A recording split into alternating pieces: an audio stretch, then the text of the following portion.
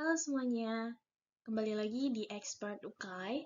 Kali ini kita akan membahas soal-soal di Free TO CBT Oktober, di mana TO kali ini itu kita ambil dari soal-soal UKM PPAI Juli 2023. Oke, di video kali ini bersama aku Apotekar Tiffany Putri Sahara, kita akan bahas beberapa soal klinis. Nah, penasaran apa aja soalnya? Ayo kita bahas satu persatu. Soal pertama, seorang pasien laki-laki didiagnosa memiliki hipertensi dan diresepkan obat antihipertensi oleh dokter. Setelah mengkonsumsi obat tersebut selama beberapa hari, pasien mengalami batuk kering yang tidak sembuh-sembuh. Apakah obat yang dikonsumsi oleh pasien sehingga timbul gejala tersebut? A. Captopril, B. Valsartan, C. Alteplase, D. Clopidogrel, dan E. Asam folat. Oke, teman-teman silakan jawab. Aku tunggu 5 detik. 5, 4, 3, 2, 1. Jawabannya adalah A. Captopril. Oke, kita kembali lagi ke soalnya. Nah, di soal tersebut dikatakan bahwa pasien itu mengalami hipertensi dan diberikan oleh dokter obat antihipertensi. Nah, setelah pasien itu mengkonsumsi obatnya, pasien tersebut mengalami batuk kering yang tidak sembuh-sembuh. Nah, jadi di sini pasiennya mengalami batuk kering ya. Nah, yang menjadi pertanyaan adalah obat apa yang dikonsumsi oleh pasien tersebut sehingga menyebabkan batuk kering. Nah, kata kunci yang pertama itu adalah obat antihipertensi.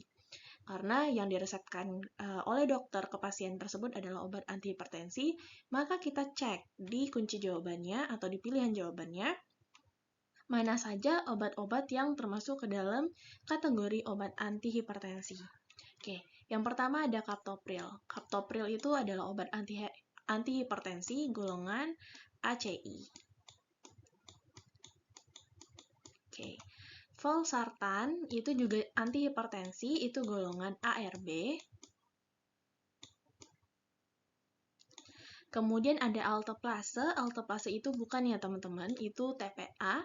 Dia itu biasanya digunakan untuk stroke, untuk memecah clotnya. Kemudian ada Clopidogrel. Clopidogrel itu juga bukan, dan asam folat itu juga bukan obat antihipertensi. Nah, berarti jawaban dari pertanyaan ini adalah antara A dan B. Selanjutnya adalah obat mana yang memiliki efek sampingnya berupa batuk kering. Apakah Captopril atau Valsartan? Untuk menjawab pertanyaan tersebut, kita kembali lagi ke mekanisme kerja dari ACI dan juga ARB. Nah, untuk ACI ini sendiri, mekanisme kerjanya itu adalah di enzim, teman-teman, yaitu di angiotensin converting enzyme. Nah, enzim angiotensin converting enzyme ini, dia kerjanya adalah mengubah angiotensin 1 menjadi angiotensin 2. Nah, tapi dengan kehadiran ACI ini, akan menghambat kerja dari enzim ini sehingga angiotensin 1 ini tidak akan berubah menjadi angiotensin 2 sehingga peningkatan tekanan darah tidak akan terjadi. Nah, sementara ARB itu kerjanya berbeda. Kalau ACI tadi kerjanya di enzim, ARB ini kerjanya adalah di reseptor. Maka ARB ini kita kepanjangannya itu sendiri adalah angiotensin receptor blockers. Nah, jadi kerjanya ARB ini adalah memblok reseptor dari angiotensin 2 sehingga tidak terjadi ikatan antara angiotensin 2 dengan reseptornya sehingga peningkatan tekanan darah pun akan tidak terjadi begitu.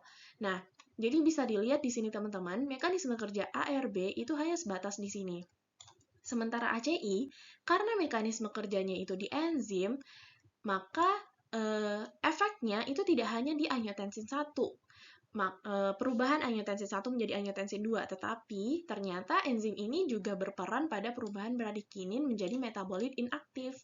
Nah, ketika adanya ACI, maka enzim ini kan tidak bisa bekerja tuh. Karena enzim ini tidak bisa bekerja, maka bradikinin ini tidak bisa nih berubah menjadi metabolit inaktifnya. Maka jumlah bradikinin pun semakin meningkat.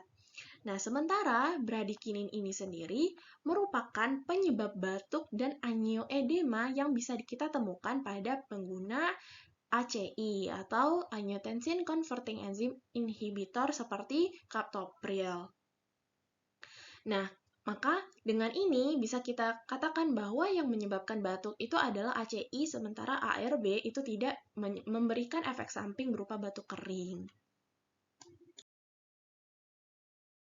Soal nomor 2. Seorang pasien melakukan pemeriksaan ke rumah sakit expert UKAI dan diketahui hasil pemeriksaan menunjukkan kolesterol total 200 gram per desiliter, LDL 160 gram per desiliter, dan trigliserida 500 gram per desiliter. Dokter bertanya kepada apoteker mengenai obat antihiperlipidemia yang cocok pada kondisi pasien. Sebagai apoteker, obat apa yang Anda rekomendasikan? A. Atorvastatin, B. Ezetimibe, C. Omega 3, D. Gemfibrozil, dan E. Kolesteramin. Silakan jawab, saya tunggu 5 detik. 5, 4, 3, 2, 1. Jawabannya adalah D. Gemfibrozil. Pada soal tadi disebutkan bahwa pasien tersebut melakukan pemeriksaan dan hasil dari pemeriksaan tersebut menunjukkan bahwa kolesterol totalnya itu adalah sebesar 200 gram per desiliter, LDL sebesar 160 gram per desiliter, trigliserida sebesar 500 gram per desiliter. Nah, di sini kita harus mencari tahu terlebih dahulu, pasien ini sedang mengalami apa sih? Sedang mengalami permasalahan apa? Nah, di sini pertama kita lihat kolesterol totalnya. Kolesterol total pasien itu adalah 200 gram per desiliter yang masuk ke dalam kategori borderline high atau sedikit tinggi. Kemudian untuk LDL pasiennya itu adalah 160 gram per desiliter yang masuk ke dalam kategori tinggi. Dan untuk trigliseridanya itu adalah 500 gram per desiliter yang masuk ke dalam kategori sangat tinggi. Nah, dari hasil ini itu bisa kita simpulkan bahwa pasiennya mengalami hipertrigliserida. Untuk terapi hipertrigliserida itu sendiri bagaimana sih? Nah, berdasarkan Dipiro, edisi 11 tahun 2020 dikatakan bahwa yang direkomendasikan sebagai first line untuk menurunkan kadar trigliserida itu adalah fibrat, omega 3 PUFA, dan niacin. Nah, selain itu, pada buku Panduan Pengelolaan Dislipidemia di Indonesia tahun 2021 dikatakan juga bahwa fibrat ini direkomendasikan sebagai terapi lini pertama pada pasien dengan kadar trigliserida lebih dari 500 mg per desiliter. Nah, karena kondisi pasien tersebut dia mengalami hipertrigliserida dengan kadarnya sebesar 500 mg per desiliter, maka yang kita rekomendasikan pada terapi untuk pasien tersebut adalah fibrat, yaitu contohnya adalah gemfibrozil. Kita masuk ke soal ketiga, yaitu soal terakhir pada video ini. Pasien hiperlipidemia mengonsumsi ezetimibe untuk menurunkan kadar LDL-nya. Yang menjadi pertanyaan, bagaimanakah mekanisme kerja dari ezetimibe? A. Inhibitor absorpsi kolesterol. B. Resin asam empedu. C. Mengurangi produksi glukosa di hati. D. Inhibitor HMG-CoA reduktase. Dan E. Agonis PPAR alfa. Silakan jawab teman-teman, saya tunggu 5 detik.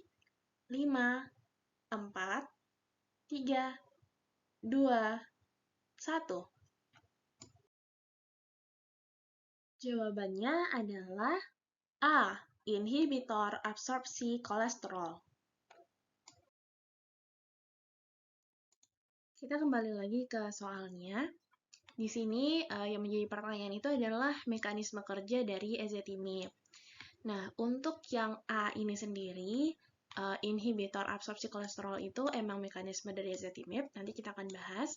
Untuk resin asam empedu itu adalah kolesteramin kolestipol, kemudian mengurangi produksi glukosa di hati ini bukan.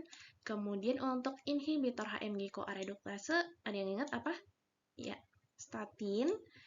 Yang terakhir itu adalah agonis PPAR alfa, itu adalah fibrat.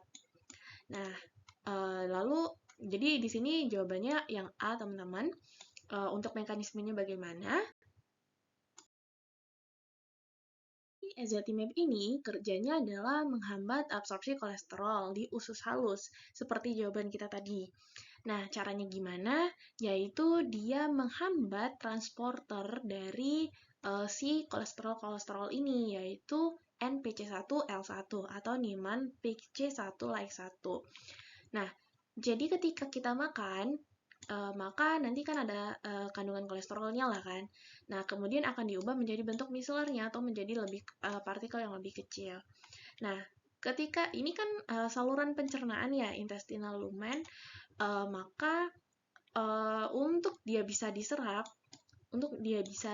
ke dalam tubuh kita dari saluran pencernaan ini, dia itu butuh bantuan si transporter, yaitu NPC1L1 transporter. Nah, si ezetimibe ini kerjanya itu adalah di transporter ini. Jadi dia menghambat kerja dari transporter NPC1L1. Yang akibatnya apa? Ketika transporter ini dihambat, maka kolesterol yang tadi ada di saluran cerna kita, itu dia tidak bisa berpindah atau tidak bisa diabsorpsi oleh saluran cerna kita, begitu. Nah, makanya dengan menggunakan ezetimibe ini, kadar kolesterol dalam tubuh kita itu akan berkurang karena memang tidak ada penyerapan kolesterol di saluran cerna kita. Oke, sekian video kita kali ini. Silakan lanjutkan ke video selanjutnya untuk pembahasan topik-topik lainnya di TO Free CBT Expert UKAI yang seri Oktober ini. Oke, selamat belajar teman-teman.